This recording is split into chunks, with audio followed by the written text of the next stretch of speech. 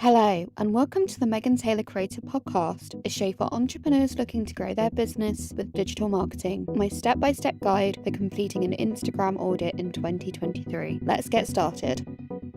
In this episode of the Megan Taylor Creator Podcast, I wanted to sit down and talk about how to do an Instagram audit in 2023 because the process for actually completing an Instagram audit has changed quite substantially over the years, especially as Instagram has moved from being a photo sharing platform to a video sharing platform. And the way that you use Instagram, you might actually be using Instagram in the old way that isn't necessarily the best way. Obviously, you can share photos and graphics and still get relatively good results, but just bear in mind that obviously because the purpose of Instagram has changed, you might struggle a little bit with that approach to Instagram and your content strategy. So if you do feel like your content for Instagram isn't really doing very well and you don't feel like your engagement levels are very high, or you don't feel like your Instagram content is serving your audience in any way, then this is actually a sign that you might want to complete a content audit for your Instagram feed. And I know that completing a content audit may seem like quite a daunting and boring task, but sometimes it's really necessary to just help you get a look at the bigger picture and what it is that you're doing and what it is that you're doing wrong or what it is that you aren't doing, so that you can take actionable steps without wasting time. And the way to kind of identify those actionable steps, Megan Taylor Creative, which is my agency, we complete quite a lot of Instagram audits for a range of Instagram accounts in a variety of industries, from the photography industry to the health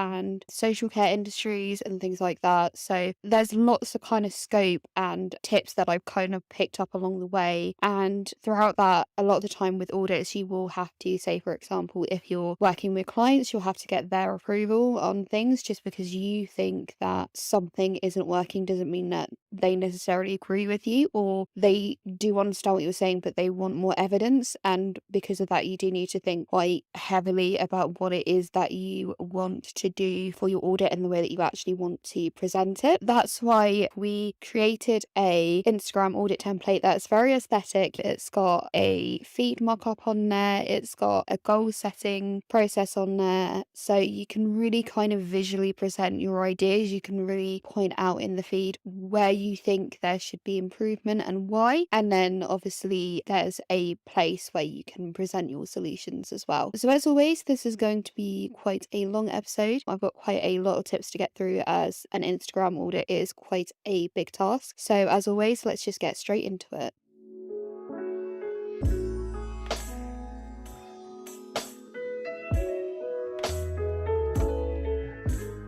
So the first step to completing an Instagram audit in 2023 is going to be to set your goals. And I know that this is not basic advice, but quite obvious advice that a lot of marketers need to do. But a lot of the time, you'll set goals at the beginning of your business journey and then you just won't look at them again. And in your head, they change, but you don't necessarily write them down. And then because of that, you also don't have a plan to help you achieve that. You kind of continue going on the old way when you were kind of focusing on different goals compared to what it is that you want to achieve now. And I find that just writing them down and then identifying the actions that you need to take in order to achieve those goals is really going to be beneficial, especially for social media. There's a lot to think about, especially when it comes to Instagram, which is one of those platforms that offers different features. So that means that you need to kind of have a plan for how you're going to create your content that brings everything together in a way that's going to be pleasing to your audience and in a way that's going to help you achieve your goals across all those features. I find personally Instagram can be quite an overwhelming platform just because it requires you to post a lot. A big thing about the Instagram algorithm is that it's focused a lot on time, so any post that doesn't really get any reach or traction within 24 hours generally doesn't get pushed, so you won't get found on the explore page or anything like that, or on your users feeds. So you want to bear that in mind, and you'll want to think about when you're setting goals for your Instagram moving forward, you want to think about, okay, how do I want to use all these features? What is it that I'm really trying to achieve? Am I trying to get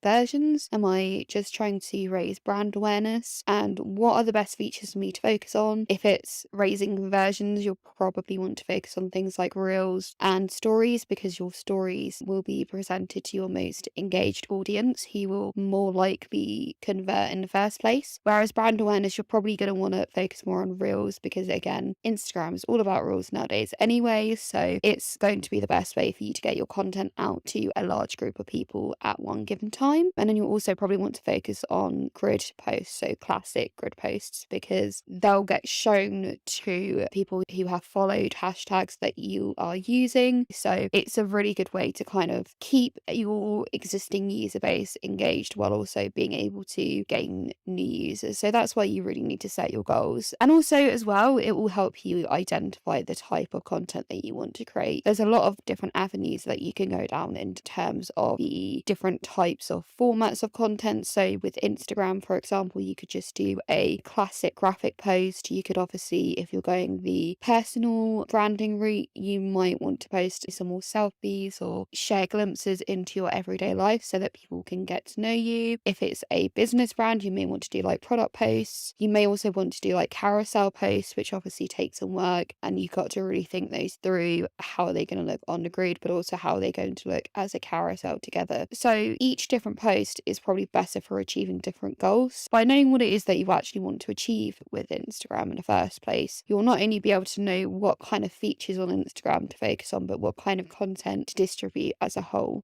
Now that you set your goals, it's time to get your pen and paper out or your digital software to record any notes, and it's time to review your feed. And reviewing your feed is the thing that most people jump to when they're doing an Instagram audit, because it is a large part of actually reviewing your Instagram audit. But reviewing your feed nowadays means a lot of different things. It's not just thinking about, is my grid looking good or anything like that, although that is an important part of it. There's a lot more that you need to consider. So if you're feeling a little bit overwhelmed, here's what I would kind of focus on when you are actually completing this step. And the first thing to focus on is your branding. So you want to look at things like how in line with your branding is your content, specifically any graphic based content. So if you're doing carousels, do you have your brand colors? Are you including your logo? I don't always include my logo because I'm focusing on my personal brand, but I do make sure to make note of whether or not I want people to be directed to my website. I will include that at the bottom of the post. And then also like the style as well. So if you've got a specific graphic design style, you want to be following that so it's similar to your website, and just when users engage with your brand off Instagram, they get a very kind of nice and pleasant and wrapped up experience. You'll also want to focus on things like the tone of voice. So are your captions following a similar tone of voice too? Because that's going to really play into whether or not your audience connects with your content, for example, because obviously the photo is the thing that gets your audience's attention, but your engaged audiences will be reading your captions, and you need to make sure that your tone of voice is on point and follows what you initially set out for your brand. The next thing that you'll want to review is your bio, and the Instagram bio is a very important thing to get right, because it's the thing that's going to make people engage with you off the actual platform, because it's one of the only ways that users can easily navigate to your other distribution channels. And obviously there's lots of different aspects to this, but what your name is, whether or not you use your logo as your profile picture, I would recommend doing that if you are a business owner and it's a business page that you're running, or if you're a personal brand, you're more than likely going to want to have a profile image or a kind of more branded profile image that's got the name of your personal brand on the image itself. So that can also be the logo too. And then obviously you'll also want to focus on like the bio itself and how you're kind of formatting that. People have written whole blog posts and guides about how to write the perfect Instagram bio, even though there's only a very limited amount of characters that you have at your disposal. But I personally would recommend focusing on advertising your core offering and advertising it in a way that is directed to your audience. So rather rather than using language where you're focusing on yourself, use the word you a lot, because that's going to make the audience engage with you instantly, and it's going to help them think about engaging with you and visualizing that. And then if they can actually visualize interacting with you, they're more than likely to do it. And obviously you want to think about your link as well. Now, this is a very big talking point amongst social media managers. I personally don't really mind whether or not you use a link provider like Linktree or whether you just use a classic website link. What I would recommend is that if you are using a classic website link, you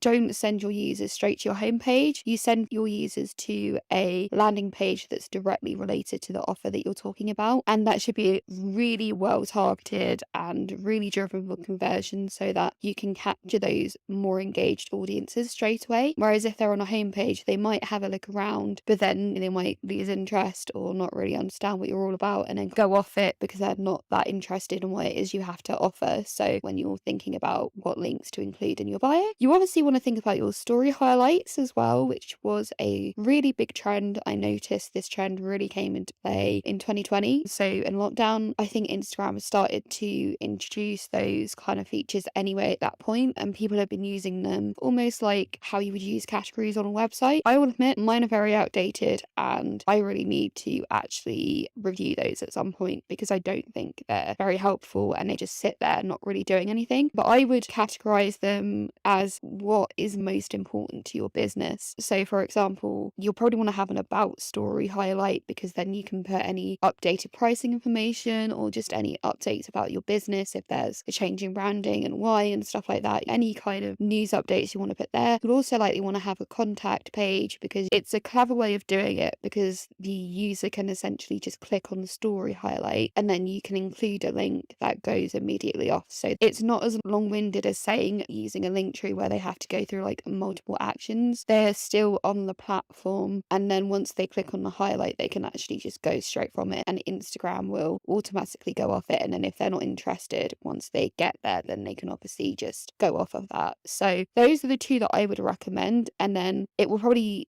differ from there on between business to business. And the last thing that you'll want to review as far as your feed goes is the content that you share. So this is probably going to be the thing that takes the longest, especially if your account has been around for a really long time. You don't necessarily have to go through the really old posts, but I would recommend throughout this, you may want to do a clean out as well. So if you've got, for example, really old posts at the end of your feed that are completely nothing to do with your brand anymore, and your brand has evolved into something else, and it's got like different branding and stuff, that's going to be really obvious on your feed and not like very professional. So I would remove that, and then I would also focus on what content has done really well, what type of content is doing really well. So for example, for me, carousels always seem to get like the most likes. I think that that's because Instagram are also pushing carousels because it's an interactive feature. People can scroll and they're really nice to look at and they're really nice to digest. And obviously you can check the engagement levels of every individual post using the native analytics feature on Instagram. And make sure that when you are doing this process, just to use the template, say for example, like the template that we provided or your own template where you just jot down these notes so that you can refer back to them and you don't necessarily have to go through the process over and over again.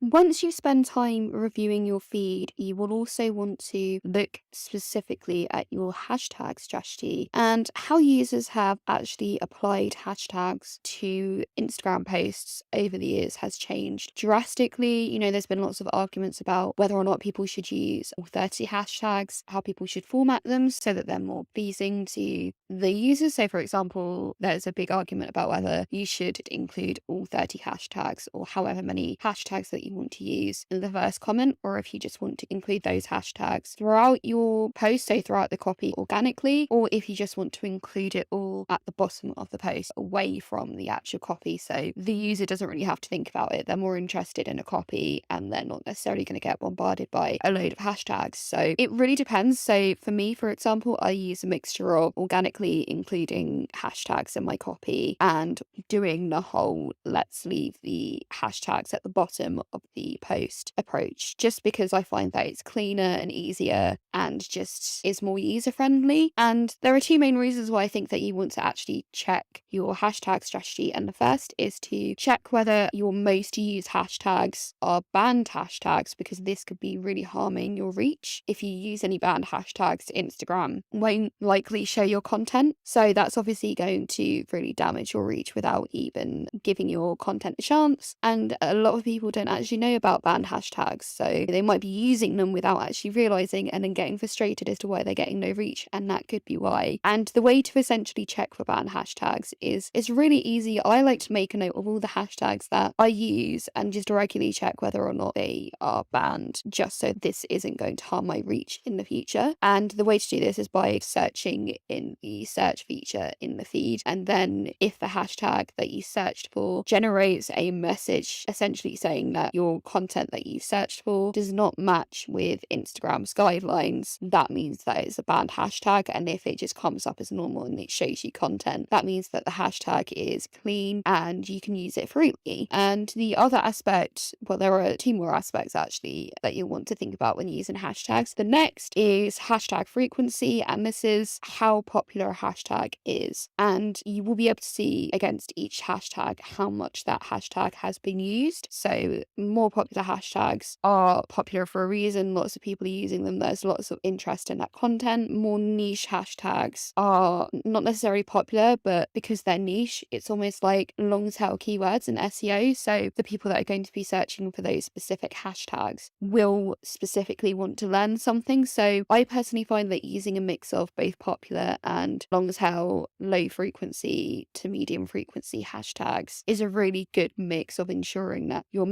taking advantage of Instagram's big user base by using hashtags that you know get a lot of searches from users, but also hashtags that you know might be more related to your target audience and the content that you're actually speaking about. And that's another thing. You'll want to make sure that you're not just using random hashtags and that the hashtags that you're using straight away are related to the content that you're posting about. And then obviously, like I said, relevance is probably the last thing that you want to focus on. Relevancy isn't as important in terms of getting content shown on Instagram, because again, Instagram is more about timeliness and things like that. But generally speaking, it's still important for helping the algorithm understand what your content is about and showing it to people that follow the hashtags that you have been using. So recording with this information may seem a little bit overwhelming, but I recommend just taking the time to create a hashtag library if you haven't already done so. If you're a Megan Taylor creative client, that is something that we work with you on. If you're a social media management client, we create hashtag libraries immediately for our clients. We go through their feed and what hashtags they're using already and what hashtags we think they're not using that they could be using, and jotting down the 3 attributes that we've just discussed today. And it just makes it a lot easier to kind of review everything and make sure that you're using hashtags that work and also that aren't banned.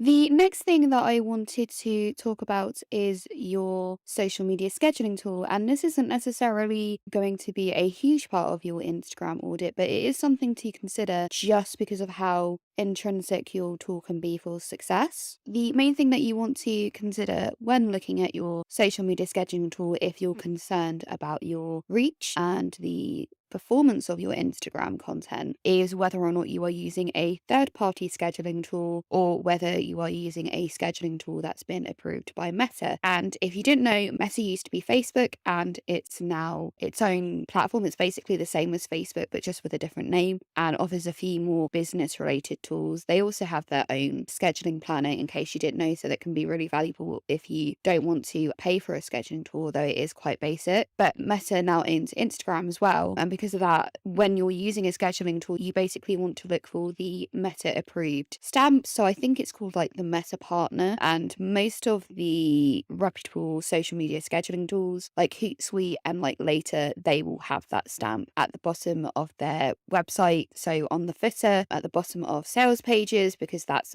basically a stamp of approval, and in the industry is what people really look for, especially, say, for example, agencies that are managing multiple things for clients. They're not going to be wanting to use a tool that could potentially harm their client's reach. And the main reason why it will harm your reach is just because, and it's really simple, but it's just because Meta does not want to publish content that's outside of the platform, because it's just could just be not trusted. And also, obviously, it wants native content. So making sure that your scheduling tool is recognized by Meta is really important. You'll also want to consider the actual features that the tool itself offers, because obviously these social media scheduling tools are quite expensive as well. I find that they're getting pretty expensive, but obviously they are really useful to have. So, it's a bit of a give and take. You have to kind of invest, but then once you have those tools, they can be really useful. So some of my favorite features that a lot of the scheduling tools offer include a feed preview, which lets you see how an individual post will look on a feed, but also how the post will look against the rest of your content, so against your existing feed. And that can be really helpful for like design and just figuring out what the best templates are, making sure you're mixing things up, and just making sure that your feed looks nice and harmonious. You also want to consider whether or not the tool can schedule reels, because obviously reels are really important to your success on Instagram at the moment. But that said, making reels takes a lot of time, and if you're anything like me, you might want to use a different software to actually create the video and then upload the video itself into Instagram, so you can start to look at the music and things like that. And also, just being able to schedule and batch create reels is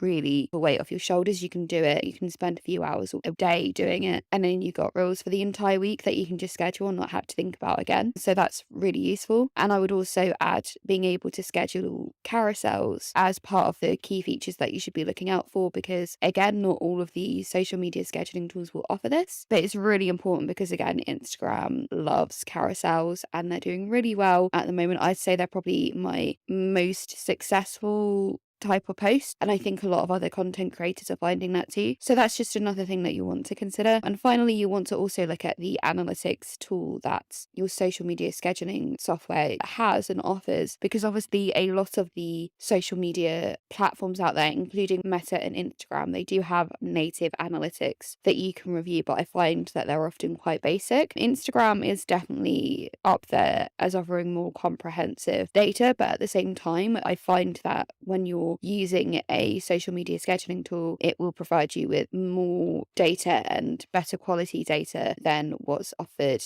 natively. Finally, the last thing that you will want to review, and this comes off the back of what we last spoke about in terms of analytics features on social media scheduling tools, is to review engagement. For me, a really big reason why it's important to invest in those tools, because you can get better data. I find that sometimes the native analytics tools on Instagram and on Facebook, they can offer you quite basic information that you kind of already know, but being able to really dig deep into your audience and able to understand them, but also their behavior and how they interact with content and when they're interacting with content, that's a really important thing. It's important to look at that because obviously you will want to know why your content isn't performing, and then at least if you know that, you can actually take the actions that you need to take in order to make sure that your content is being pushed, because chances are you might actually be making content that Instagram doesn't prioritize, or like we talked about with hashtags and banned hashtags, that could also be harming your content as well. So just review all the reasons why your reach could be affected, and then after your audit you want to basically make an action plan to make sure that you're raising engagement levels and obviously your following as a whole. So yeah, that's it. That's everything that I have to share with you today. I really hope that you found this podcast episode useful. It was quite a long one, I think, but I really enjoyed it. Instagram audits are one of my favorite projects to complete for clients, just because I find that they're so good for essentially helping the client realign their vision and get back on track, and it kind of really helps to motivate them achieve their original goals. So if you did want an Instagram audit, completed, then please do get in contact with Megan Taylor Creative. We have actually started offering our subscription-based services again, and as we mentioned before, we have one for social media management, so please do head over to our website to check that out. I will link that information in the description box below. As always, if you liked this video, please like it on YouTube and subscribe to our channel so that you can be made aware of new episodes as they are released. And as always, I will speak to you next week. Thank you so much for listening. Bye.